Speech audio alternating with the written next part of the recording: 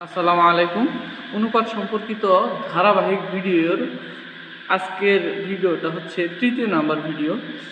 আপনারা দেখতে পাচ্ছেন খাতায় 3টা প্রশ্ন লেখা আছে। এই 3টা প্রশ্নই বিভিন্ন পরীক্ষায় বারবার ঘুরে ফিরে এসেছে।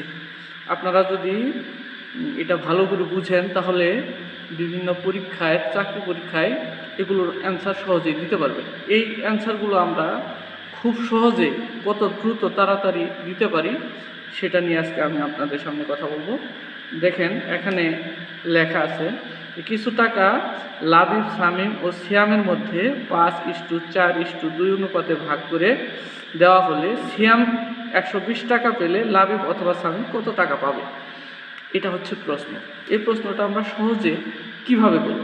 তাহলে আমরা সবসময় এর আগের ভিডিওতে আমরা বলছি এগুলোতে আমরা ধরব। কি ধরব? যে প্রথম কার নাম আছে? লাবিব। মানে লাবিব যদি 5 টাকা পায়, স্বামী পাবে 4 টাকা, সিয়াম পাবে 2 টাকা। এই অনুপাতে টাকা ভাগ করে দেওয়া লাগবে। আর এখানে বলা আছে সিয়াম যদি 120 টাকা পায় তাহলে বাকি দুইজন কত পাবে? এখন চাকরি পরীক্ষায় যে কোনো একজনের নাম আসবে, তো আমরা দুজন কত টাকা পাই এটা আমরা বের করে আপনাদেরকে দেখাবো। তো আমরা ধরি যে লাবিব পায়, এখানে কত দেওয়া আছে? 5, তাহলে 5 কো আমরা লিখবো, তাহলে 5 কো লিখবো। লাবিব, এরপরে কি আছে? নাম স্বামী। যেভাবে নাম লেখা আছে ধারাবাহিকভাবে আমরা সেভাবেই লিখব। আমরা ধারাবাহিকতা ভঙ্গ করলে অঙ্ক কিন্তু আমাদের হবে না। স্বামী পাবে তাহলে কত? এখানে এই 4 অনুপাতটা হচ্ছে স্বামী, তাহলে 4 কো হচ্ছে স্বামীর টাকা। আর সিয়াম কত পাবে? সিয়াম পাবে এখানে 2, অর্থাৎ 2 কো। এখানে শর্ত মতে কি বলছে? এখানে সিয়াম 120 টাকা পালে, অর্থাৎ সিয়ামের টাকা কত? 120 টাকা। তাহলে এখানে সিয়ামের টাকা কত? 2 কো টাকা। শর্ত মতে 2 কো ইকুয়াল টু 120। সুতরাং ক ইকুয়াল টু কত হবে?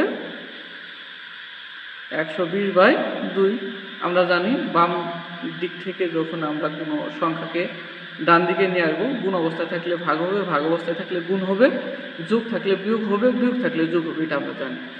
তো এখানে যেহেতু গুণ অবস্থায় ছিল, এখানে আমরা ভাগ অবস্থায় নিয়ে গেছি। তাহলে এই 2 দিয়ে 120কে কাটলে হয় 60, অর্থাৎ ক এর মান হচ্ছে 60। তার মানে এখন লাবিব কত পাবে? লাবিব পাবে 5 কো, মানে 5 কো এখানে কি অবস্থায় আছে? 5 কো এর সাথে গুণ অবস্থায় আছে। তাহলে এখানে লাবিব কত পাবে? তাহলে 5 গুণ ক, ক মানে কত? 60, অর্থাৎ 5 6 30, 300 টাকা পাবে কে? লাবিব। স্বামী কত পাবে? 4 কো, মানে 4 গুণ কো এর মান কত? 60, 4 6 24, অর্থাৎ 240 টাকা। সিয়াম তো দেওয়াই আছে 120 টাকা পাবে।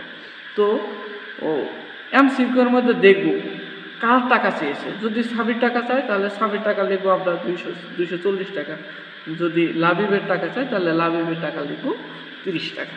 তাহলে এইভাবে আমরা খুব সহজেই অঙ্কগুলোর সহজেই সমাধান করতে পারবো।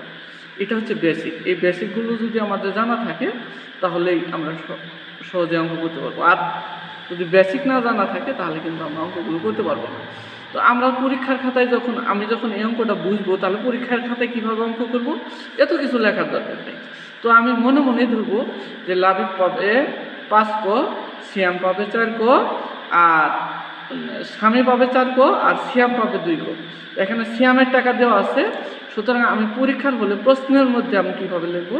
যে আমরা 2 কো ইকুয়াল টু 120, ক ইকুয়াল টু কত? 120/2, অর্থাৎ 60। তখন আমি কী করব? যদি স্বামীর টাকা চাই বা লাবিবের টাকা চাই তাহলে আমি এখান থেকে 60-এর সাথে 5 অথবা 4কে গুণ দিয়ে আমরা সহজেই বের করতে পারব। কিন্তু আমাকে মূল যে থিম, মূল যে জ্ঞান, এই জ্ঞানটা আমার থাকা লাগবে। এইটা যদি আমি জানি, এতটুকু যদি আমি ভালো করে বুঝি, তাহলে কিন্তু আমি খুব সহজে এই 2 লাইনেই কী করতে পারবো? অঙ্কটা করতে পারবো। আমি যদি এই পুরাটুকু না বুঝি তাহলে কিন্তু আমি 2 লাইন অঙ্কটা করতে পারবো না। এইটা আমাদেরকে খুব ভালো করে বুঝতে হবে। এখন আসেন 2 নাম্বার অঙ্কের মধ্যে আমরা আসি। 2 নাম্বার অঙ্কের মধ্যে এটা বারবার পরীক্ষায় আসে। ক ইস টু খ, 7:4, খ খ/গ 10:7 হলে ক খ গ ক/খ/গ কত?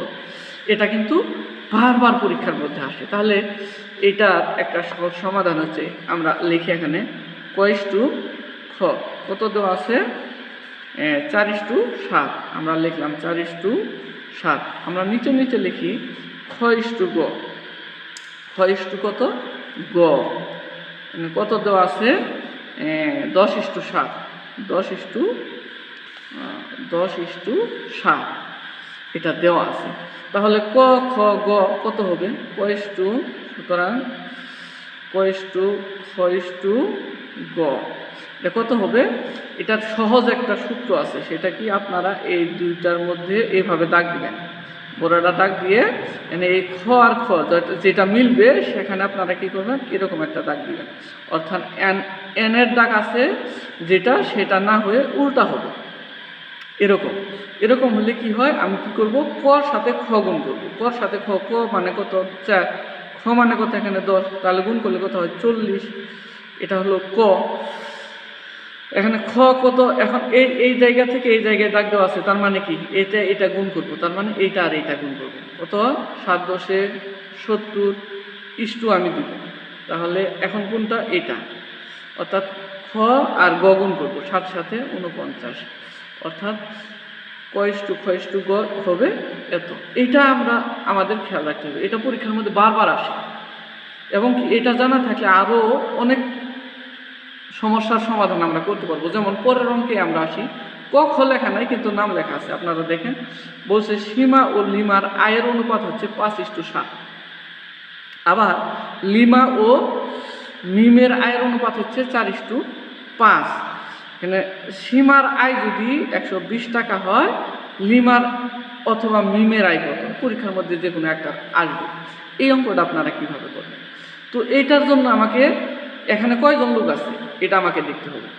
সীমা, লিমা আর মিম এখানে আছে। এখানে যে উপরের অঙ্কের মধ্যে কি ছিল, ক খ আবার খ গ, অর্থাৎ মোট কয়জন? তিনজন, মানে 3টা বর্ণ, ক খ গ। ঠিক একই রকম এখানে সীমা, লিমা আর লিমা মিম এখানে কয়জন? 3জন। তাহলে এই 3 জনের অনুপাতটা আমি যদি বের করতে পারি, তাহলে এখান থেকে লিমা অথবা মিমের অনুপাত যে কারো আমি টাকার পরিমাণটা খুব সহজেই বের করতে পারি। তাহলে আমি এই ক খের মতো করে আমি আবার আঁকাই, যেমন সীমা লিমা আমি দিলাম। কত দেওয়া আছে? সীমা লিমা দেওয়া আছে 5:7। আমি লিখলাম 5:7। তারপরে লিমা আর মিম এদের অনুপাত কত দেওয়া আছে একটু দেখি, 4:5। এখন আপনারাই বলেন আমরা কি করব? এখানে এইভাবে দাগ দিব, এখানে এইভাবে দাগ দিয়ে এখান থেকে এইভাবে দাগ দিব, উল্টা এন। এখন দাগ যে জায়গায় গেছে সেই জায়গায় আমি কি করব? গুণ করব। তাহলে প্রথমে আমি কি লিখবো? এখানে প্রথমে কি আছে? সীমা দিলাম, সীমা। তারপরে কি দিব? অনুপাত। এখানে কি আছে? লিমা দিলাম আমি, লিমা। এরপরে কি অনুপাত? লিমা তো লিখছি, তাহলে মিম। এরপরে অনুপাত লিখবো আমি, মিম। কিভাবে করব? লিমা সীমা এটা গুণ করতে হবে, 4×5=20। তারপর অনুপাত দিব। তারপরে কি? লিমার সাথে লিমা, অর্থাৎ 4 সাথে 28, এটা আমি লিখবো। তারপর অনুপাতের চিহ্ন দিব। তারপরে আমি কি করব? লিমার সাথে মিম গুণ করব, অর্থাৎ 5 সাথে 35। অর্থাৎ এখান থেকে আমি কি পাইলাম? সীমা, লিমা, মিমের অনুপাত আমি এখান থেকে পেয়ে গেলাম। তো আমাকে কি এখানে কি বলা হয়েছে? যে এখানে বলা হয়েছে যে সীমার আয় হচ্ছে 120 টাকা। তাহলে আমি ওই যে আগের মতো অঙ্ক, প্রথম অঙ্ক যেটা করলাম সেটার মতো আমি ধরবো। তাহলে ধরি সীমা কত? সীমার টাকার পরিমাণ কত? 20 ক। এটা আপনারা জানেন। তাহলে লিমার টাকার পরিমাণ কত? আপনারা বলেন তো কত হবে? হ্যাঁ, এই যে 28 ক। আপনারা বলেন তো মিমের অনুপাত কত? মিমের টাকা হয়েছে 35 ক। আপনারা ঠিক ধরেছেন। তো এখানে কার টাকা দেওয়া আছে? সীমার টাকা দেওয়া আছে। তাহলে তার মানে কি? শর্ত মতে তাহলে এটা তো সীমার টাকা কত? 20 ক। তা সীমার টাকা দেওয়া আছে কত? এখানে আপনারা প্রশ্নের খাতায় দেখেন, প্রশ্নের মধ্যে দেওয়া আছে 120। তাহলে অর্থাৎ 20 ক = কত? 120। সুতরাং আমি এখানে কয়ের মানটা বের করব। তাহলে 120 ভাগ 20 এই পাশে চলে আসবে এতো। তাহলে 6 20 120, অর্থাৎ কয়ের মান কত চলে আসলো 6।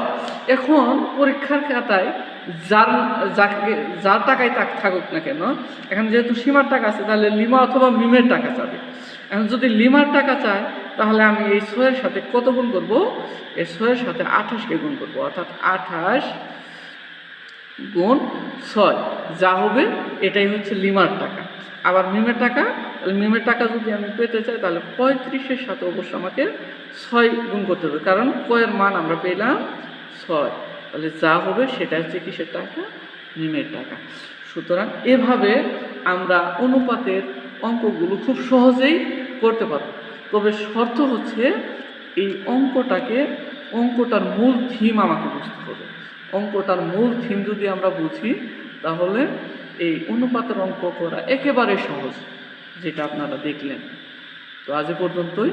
আসসালামু আলাইকুম।